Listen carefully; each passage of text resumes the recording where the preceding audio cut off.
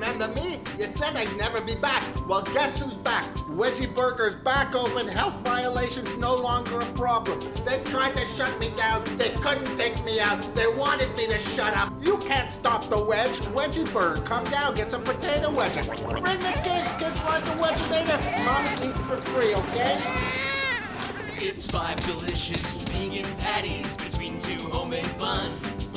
Boiled twice so it's extra chewy with ketchup, cheese, and fun. It's delicious. The new 5-patty vegan boiled burger is fun for the whole family. And made with 100% stuck-up free-range vegan. Burgers may cause irritable bowel, partial blindness, itchy ears, tongue warts, involuntary liver convulsions, loss of appetite. Wedgie Burger is not responsible for any medical problems arising from digestive system failure. What are you looking at, you sick perv? Wedgie Burger. What's up, YouTube? I hope this video's intro helps set the tone. This game was amazing. This game feels like High on Life made sweet, sweet love to the Outer Worlds, and this was the result. This game is so much better than the Outer Worlds, it's painfully funny. This game had me constantly laughing due to its clearly satirical tone, and was supremely enjoyable. And a fair amount of the semi-live action ads really reminded me of that one show on Adult Swim, Xavier, Renegade Angel. Yeah, dump in pooters, boys! Dump them all!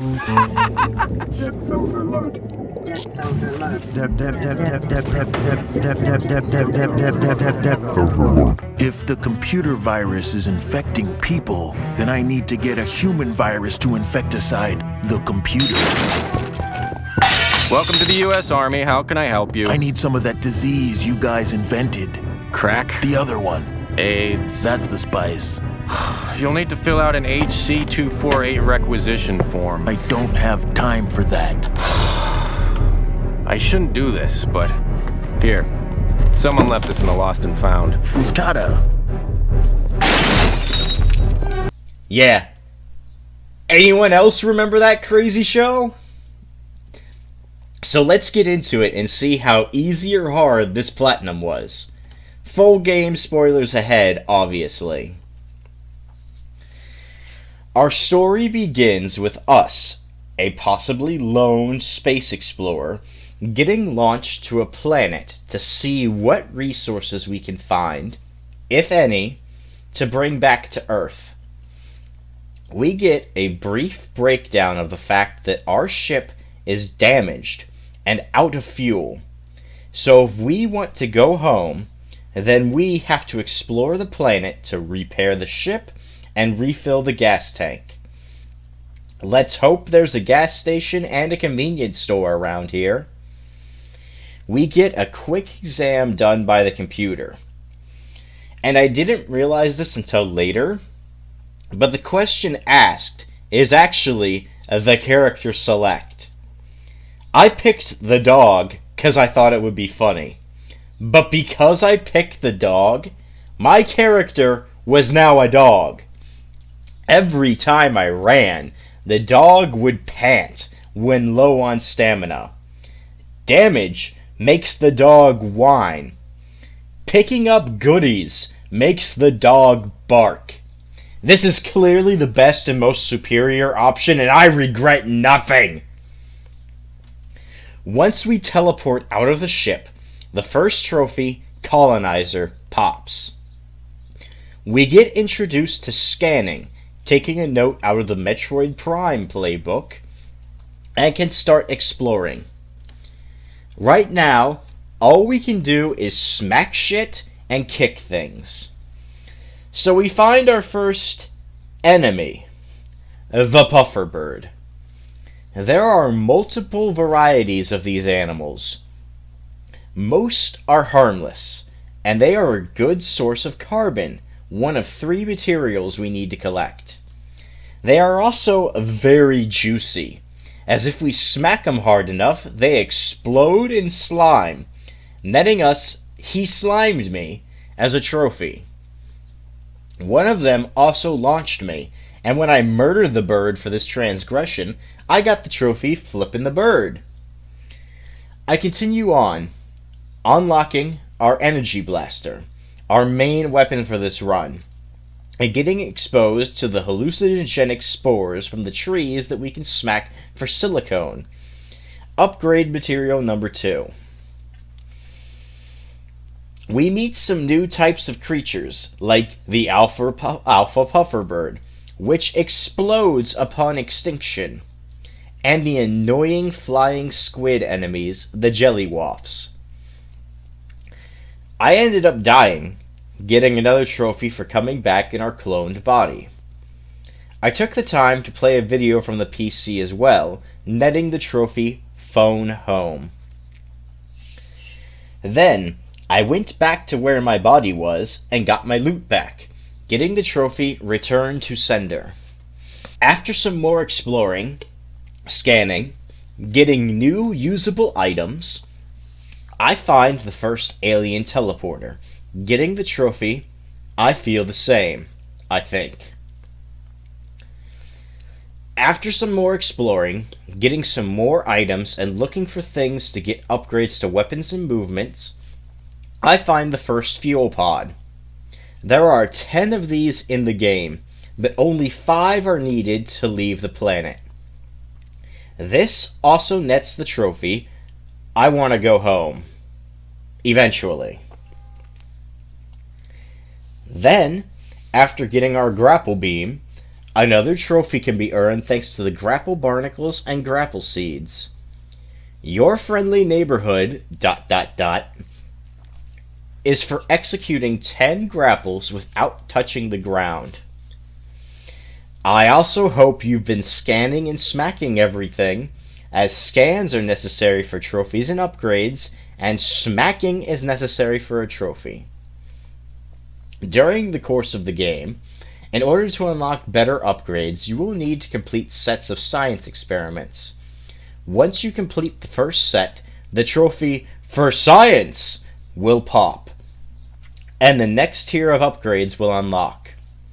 It's also important to get the alien alloys, as well as these are necessary materials for the upgrades. Continuing on, there are some meat vortex plants blocking the way. So, naturally, we kick a puffer bird into it to satiate it. And once 5 of these plants have been fed, the trophy Little Shop of Horrors will pop. Continuing upwards past the crystals and boiling vomit, we reach a volcanic area and come face to face with the first boss, Crag Claw. This boss is a little tricky due to his arena. If you fall into the lava, you'll be hurt. The boss has weak points that need to be shot at, and while the boss is fairly stationary, his weak points can move, and his sweeping AoE attacks make this into a fun game of the floor is lava. But the first of the 3 bosses goes down without much issue. Make sure to smack him, and then we can proceed into the next area. This next area provides us some access to some new upgrades, notably the Super Hop, which gives us a high jump that goes further upwards than our current double jump. Then we can get the next upgrade, the Grapple Slide. While situational, the Grapple Slide is so much fun to use, especially in the later levels of chaining swings, slides, double, triple, and quadruple jumps. Yeah, that's right, the upgrades from the science tiers will let us have triple and eventually quadruple jumps. We explore this area while scanning and doing more science missions, and the one for making a prime jellywaft explode and damage enemies with its acid is pretty annoying. And the new Floop Snoot enemies are annoying, as they like to disappear. They don't do much damage, but in groups they can rack up damage pretty quickly. Death by 1,000 licks. So, with our 2 mandatory upgrades, we can proceed and fight the second boss, the Floop Snoot Queen. This is the mother of those stupid lickers, and once again, to fight her, we need to shoot the weak spots. Shooting her eye changes the phases where we need to pepper the glowing holes. She will also block some of these holes with amber, forcing us to use the nearby acid fruits to melt the amber and then shoot the holes. She will also summon an endless swarm of the flute snoots. As usual, the best thing to do is to focus on the boss herself, as the phase swaps and defeat will despawn the small ones. After the 3 phases, the queen goes down, letting us move into the next area, get an upgrade, and make sure to smack the queen. The next area is a bunch of floating islands connected through grapple rails, so this is a lot of fun to go through. We also meet another new enemy type, the Maroon. And man, do these things look funny. In this area, we will also get access to the final left-hand tool, and once we use it, we get the trophy Ambidextrous. The main things for this area are the final tool upgrade.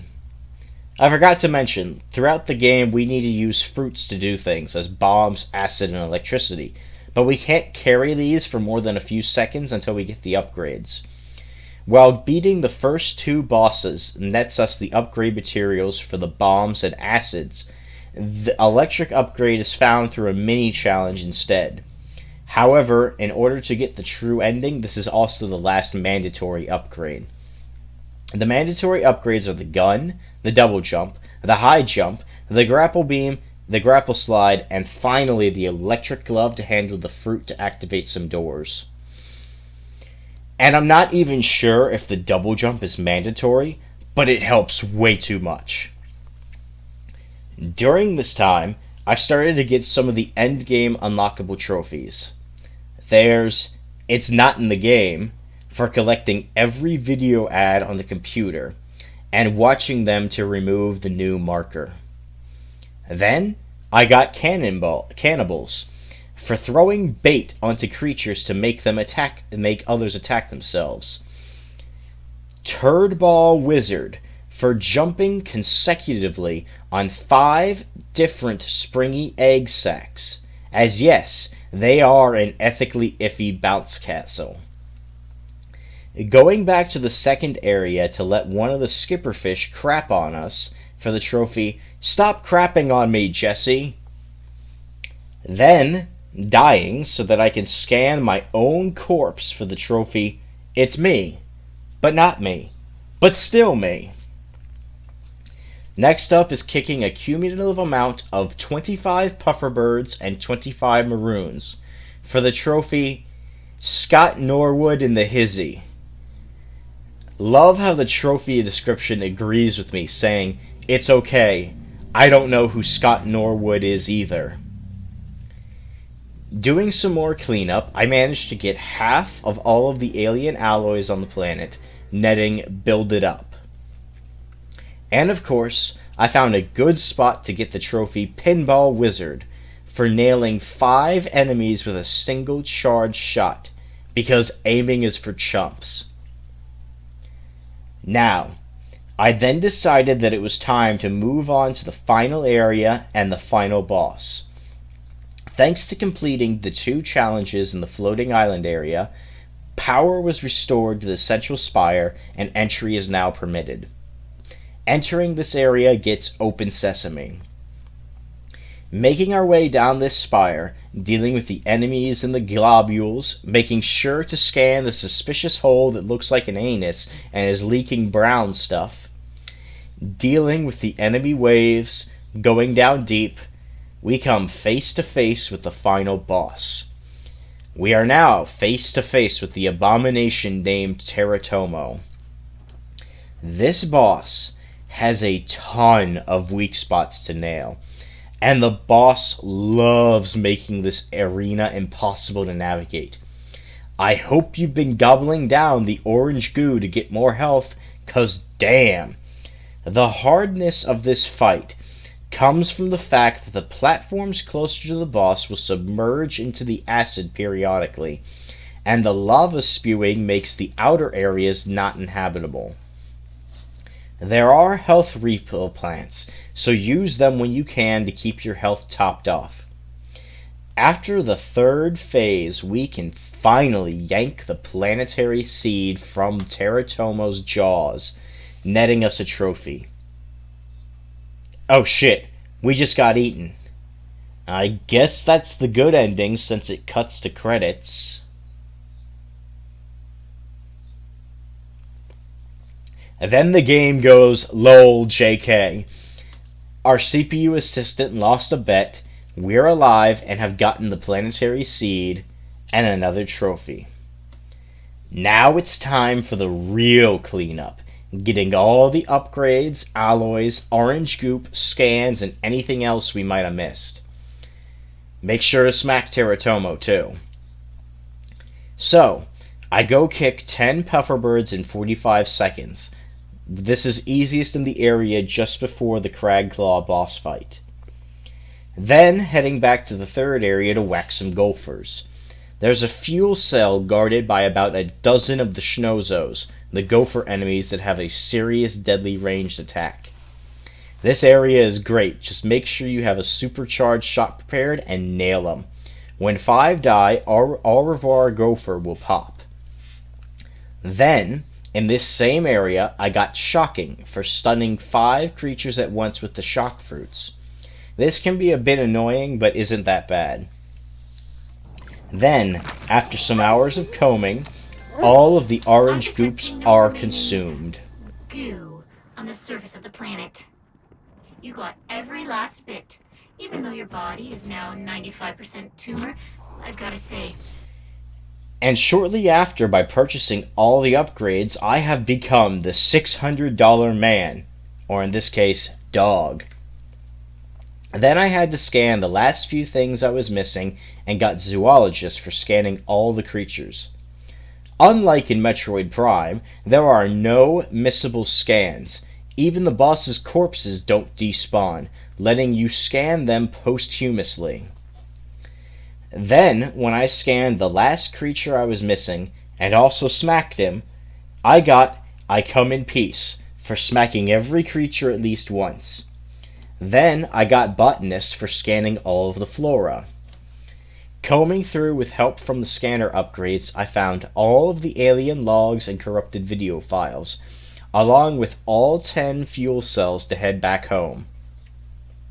Heading back to the ship, first I read all of the logs to figure out about the final boss, getting the trophy, who is Teratomo.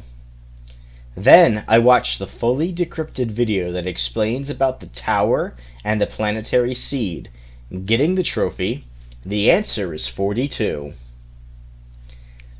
Then, by checking the trash can on the computer, I can be nosy and read the previous emails from the prior explorer. Poor guy had it rough. Deleted, but not forgotten. And with this, I can then get Home at Last for leaving the planet with a hook for the sequel. Home at Last. Now it's on to getting the speed run and co-op specific trophies. For that, I needed to call up my little bro and set aside about 4 hours to make sure this gets done quick. So, upon starting a co-op game, the trophy, what would you two maniacs like to do first? Pops, which is hella accurate. Then, once outside, we each smack each other for don't cross the streams. Trust me, we deserved it. Then, once my little bro overstepped as expected, a little help please Pops for reviving him. Rushing through, we come face to face with Cragclaw and kick its ass for we came, we saw, we kicked its ass for killing Cragclaw in co-op. Only 2 things left to do. So, we find 4 fuel cells, take down the Floop Snoot Queen, find the final fuel cell, and then decide to bail on the planet. This nets the trophy, Screw This Noise, for leaving without the planetary seed, and then shortly after that trophy, the final trophy, no refunds, for finishing in under 4 hours. Oh, game, you won't see me at GDQ. I'm not a speedrunner. Thankfully, this only took around 2 hours, and the Platinum The Final Frontier popped for me. Now, I don't have the DLC, but the free update of Old Game Minus offers 2 additional trophies. However, I'm definitely not up for doing that, much less trying to work with my little bro to get one of the 2, beating the game true ending in both single player and co-op. It just didn't feel worth it, and there really wasn't time as the game is leaving in about 24 hours. This game was amazing. The tone was great. The gameplay was fun. The ads were all funny. The CPU kept us from feeling lonely. The fact that the dog was clearly the superior option added that much more hilarity. And of course, I'm not sure there is anything that will be funnier than the Wedgie Burger ad. What are you looking at, you sick perv? Everything here gets played as a joke, and the game is truly funny in the best way. Hell, one of the best things was seeing the email with the forecast from Montreal, which absolutely deserves it. Seeing that almost felt like that one gag in Dragon Ball Z Abridged.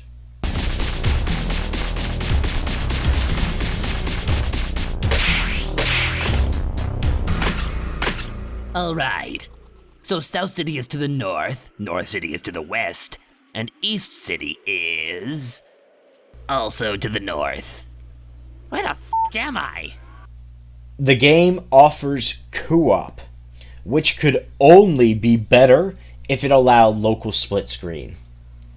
This game took me about 18 hours to platinum, about 3 more than the projected time on PSN profiles.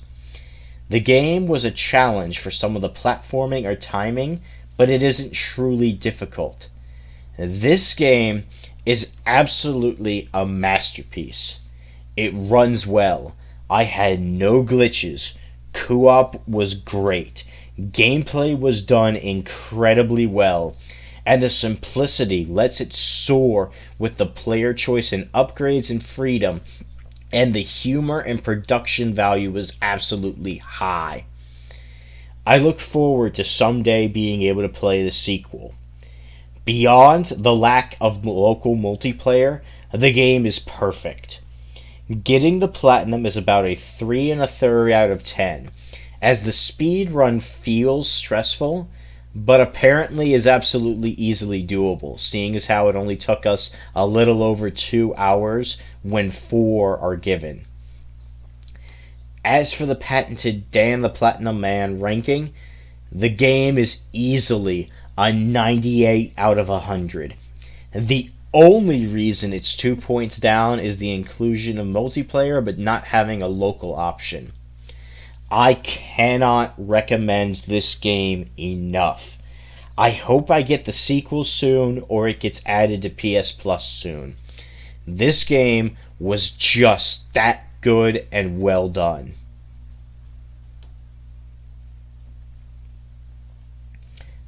That means that this month is a resounding mission complete. The games platinumed were Bloodstained Ritual of the Night in about 34 hours, Lego Marvel Superheroes done in about 45 hours, Ghost Runner beaten in about 18 hours, the Lego Movie 2 the video game beaten in about 13 hours, and finally Journey to the Savage Planet beaten in about 18 hours. This month was simultaneously amazing with Ghost Runner and Journey to the Savage Planet, awful with the Lego games, and fairly decent with Bloodstained. So, overall an okay month, but there have been better. So until next time, please like and subscribe, and remember, Only losers don't huff the spores at least once, because the spore trees are great for getting silicone, and the maroons are more satisfying to kick than the puffer birds.